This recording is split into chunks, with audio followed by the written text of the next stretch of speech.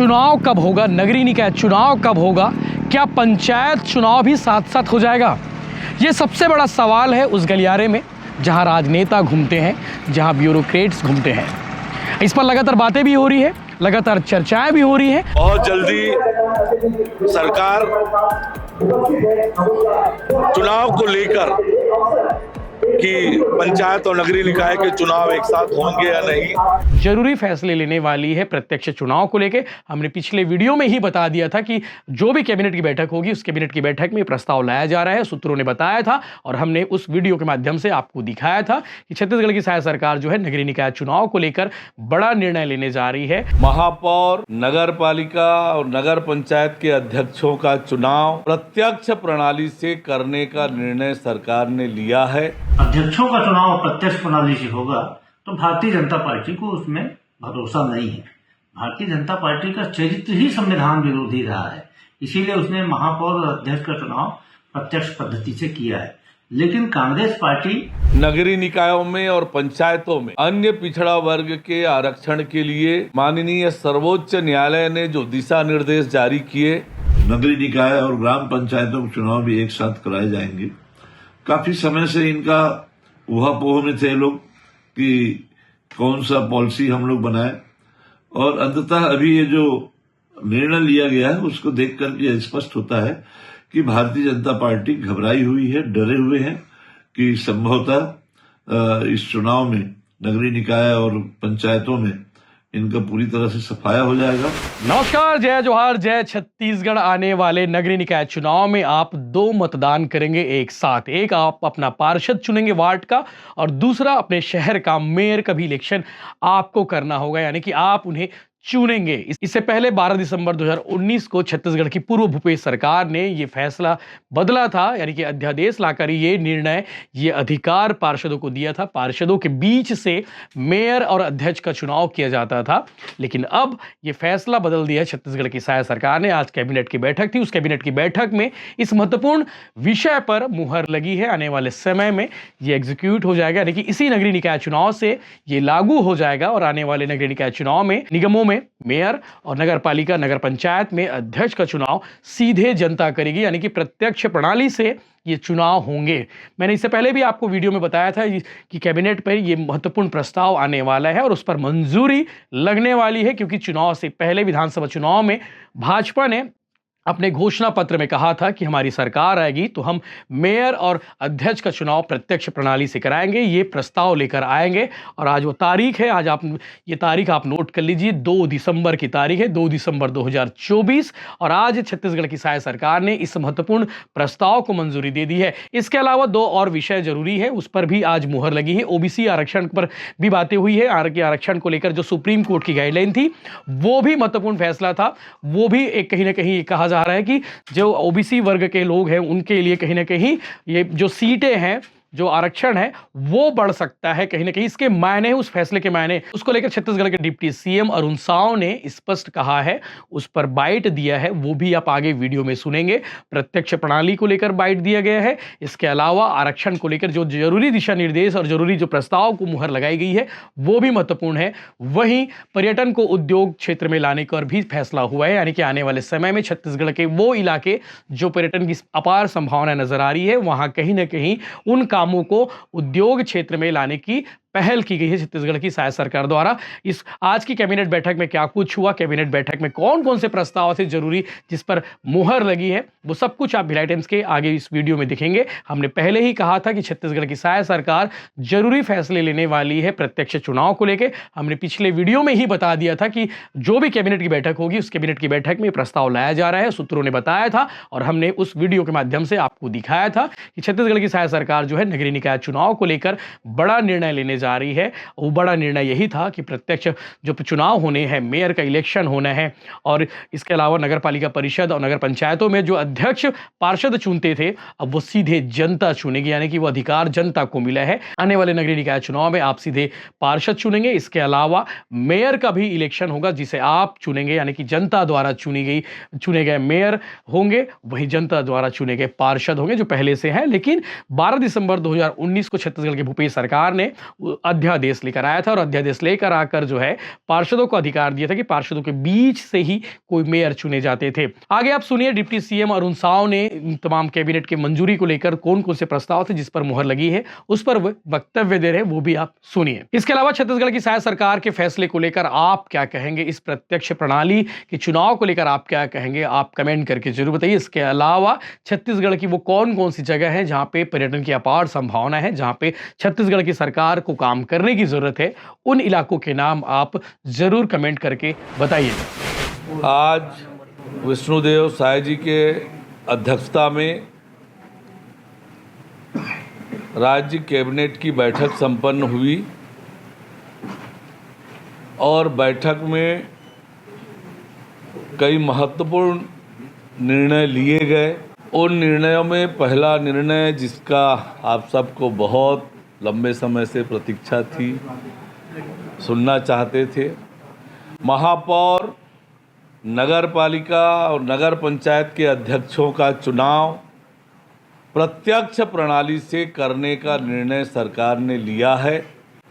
इस संबंध में छत्तीसगढ़ नगर पालिका निगम अधिनियम 1956 संशोधन अध्यादेश 2024 और छत्तीसगढ़ नगर पालिका अधिनियम 1961 संशोधन अध्यादेश 2024 के प्रारूप को अनुमोदन किया गया।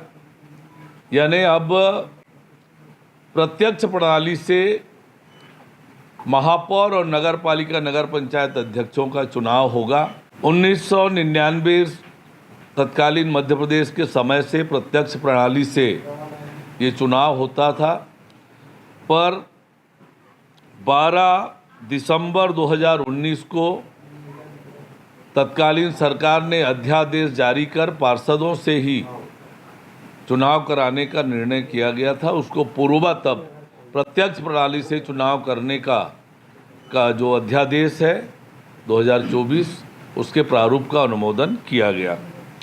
इसी तरह से नगरीय निकायों में और पंचायतों में अन्य पिछड़ा वर्ग के आरक्षण के लिए माननीय सर्वोच्च न्यायालय ने जो दिशा निर्देश जारी किए ट्रिपल टेस्ट करने का,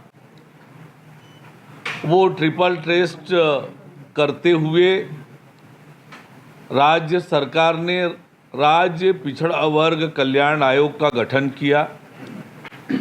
कमिटी ने अपनी रिपोर्ट दी और उसके आधार पर जो आंकड़े आए हैं, उस आधार पर नगरीय निकायों में और पंचायतों में अन्य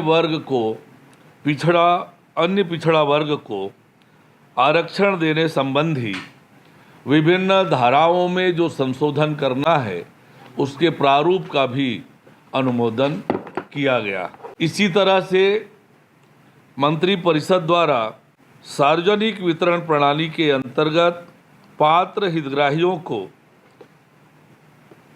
चना वितरण हेतु नागरिक आपूर्ति निगम को चना उपार्जन हेतु NEML ऑक्शन प्लेटफॉर्म के माध्यम से किए जाने की अनुमति प्रदान की गई है। यहाँ उल्लेख करना यह आवश्यक है कि छत्तीसगढ़ सरकार द्वारा सार्वजनिक वितरण प्रणाली के अंतर्गत राज्य के सभी अनुसूचित विकास खंडों एवं माडा पैकेट क्षेत्र में निवासरत अंत्योदय तथा प्राथमिकता राशन कार्ड धारियों को प्रति माह 5 रुपये किलो की दर से 2 किलो चना प्रदाय किया जाता है। वर्तमान में 30,22,000 परिवार इस योजना से लाभान्वित हो रहे हैं और इसके लिए प्रति वर्ष 72,052 टन चना की ज़रूरत होती है, जिसके लिए अब नागरिक आपूर्ति निगम को NEML ऑक्शन प्लेटफॉर्म के माध्यम से क्रय करने की अनुमति प्रदान की गई है। एक और बड़ा महत्वपूर्ण निर्णय हमारी सरकार ने लिया है। हमने राज्य में अब पर्यटन को बढ़ावा देने के लिए पर्यटन को उद्योग का दर्जा प्रदान करने का निर्णय लिया गया। इसके माध्यम से जो पर्यटन को बढ़ावा देने से संबंधित काम है, उन कामों में जो हमारी औद्योगिक नीति 2024-30 में रियायतें हैं, जैसे पर्यटन, मनोरंजन, अन्य सामाजिक सेवा सेक्टर में शामिल हैं, इन सब को उसकी सुविधा का लाभ मिलेगा। अनुदान, रियायत, अन्य जो चीज़ें हैं वो मिलेगी। इससे एक तरफ जहां पर्यटन को बढ़ावा मिलेगा, पर्यटन सुविधाओं में विस्तार होगा और दुनिया भर के पर्यटक सुविधाएं मिलने पर यहाँ पर आएंगे और पर्यटन सुविधाओं का भी विस्तार छत्तीसगढ़ में होगा, तो निश्चित रूप से आने वाले समय में पर्यटन को उद्योग का दर्जा मिलने से पर्यटन में वृद्धि होगी।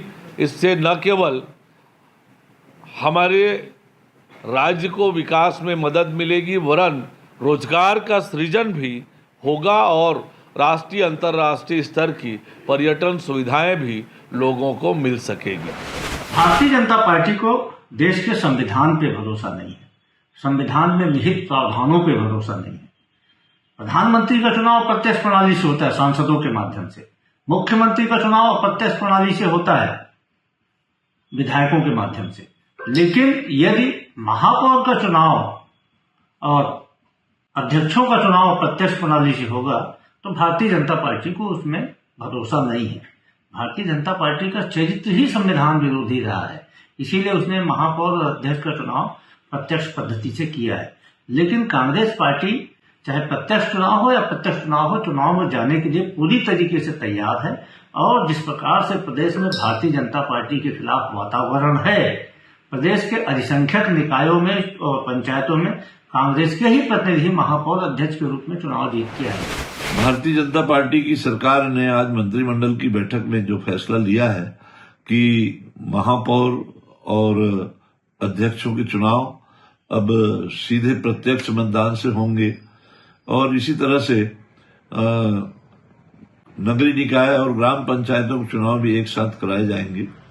काफी समय से इनका ऊहापोह में थे लोग कि कौन सा पॉलिसी हम लोग बनाए, और अंततः अभी ये जो निर्णय लिया गया है उसको देख करके स्पष्ट होता है कि भारतीय जनता पार्टी घबराई हुई है, डरे हुए हैं कि संभवतः इस चुनाव में नगरीय निकाय और पंचायतों में इनका पूरी तरह से सफाया हो जाएगा। इस भय के कारण इस तरह के नियम बनाए हैं।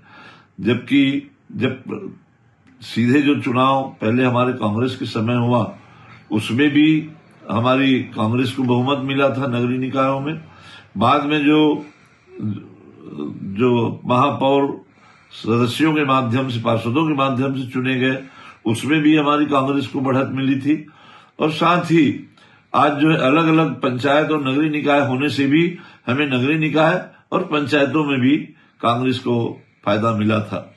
लेकिन आज इन लोगों ने क्यों इसको बदला है?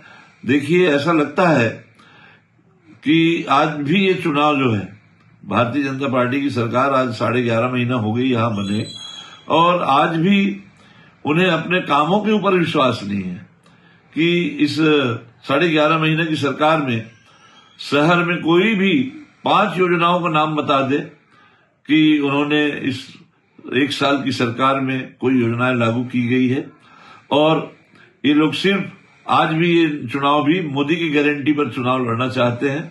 अपने काम के बलबूते पर चुनाव लड़ने की साहस भारतीय जनता पार्टी को नहीं है और अपना जो सत्ता बल को लेकर के, शासन के बल पर ये चुनाव लड़ना चाहते हैं। और इसीलिए आज जो है दोनों चुनाव एक साथ कराने का फैसला किया, जबकि पहले पद्धति रही है कि कुछ महीने का, कुछ दिनों का अंतराल होता था दोनों चुनाव में, लेकिन दोनों को एक साथ करा करके ये अधिक से अधिक सत्ता बल का भी ये लोग दुरुपयोग करके फायदा उठाने के उसमें फिराक में है।